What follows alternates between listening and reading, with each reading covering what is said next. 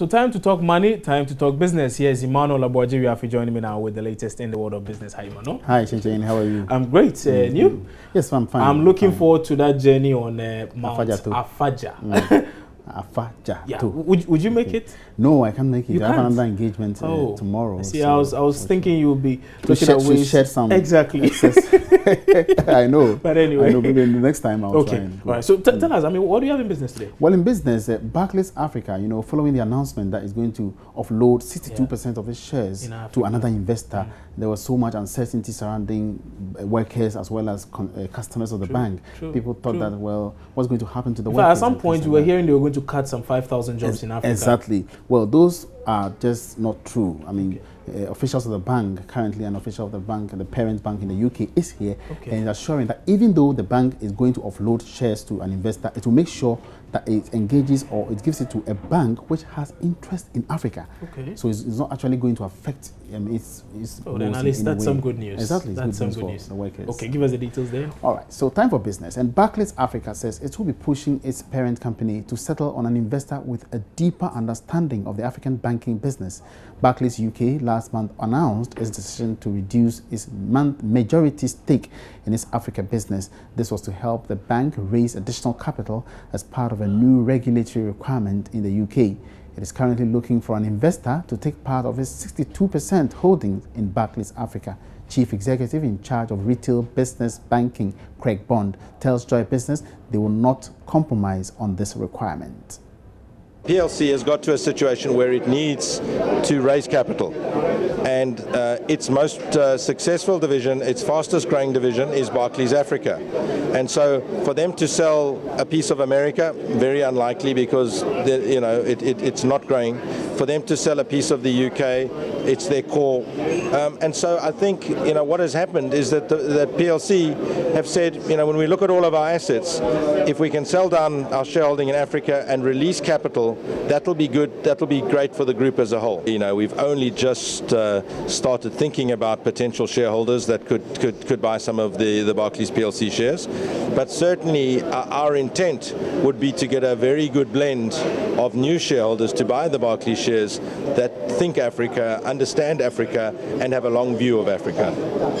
Africa is going to be here forever. Africa is going to prosper. It's going to have its economic upturns and downturns. It's going to have its political upturns and downturns.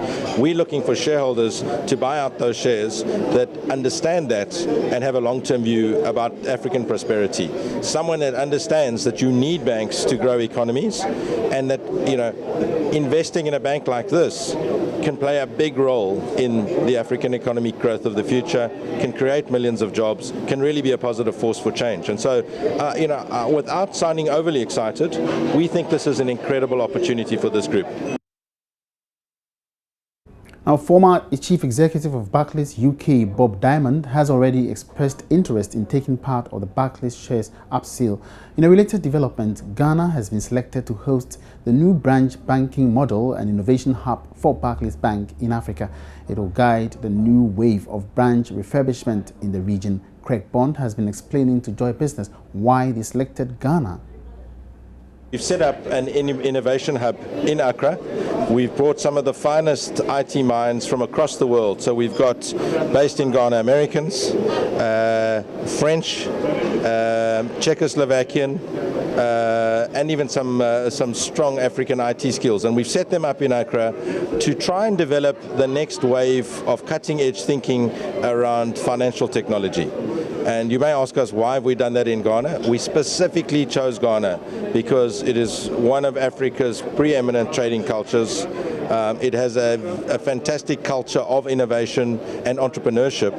And we just think it's a really good place to be. We're feeling very optimistic about the country. We know many markets in Africa are going through difficult times.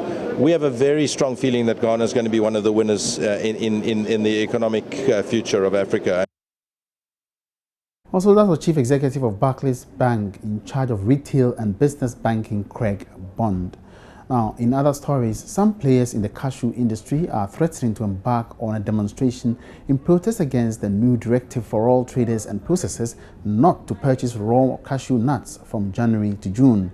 The Minister of Trade and Industry, Dr. Ekos Piogabra, who issued the directive, also noted that any raw cashew nuts brought to the ports or borders of Ghana for export between the 31st of March and 31st of May shall be confiscated to the state.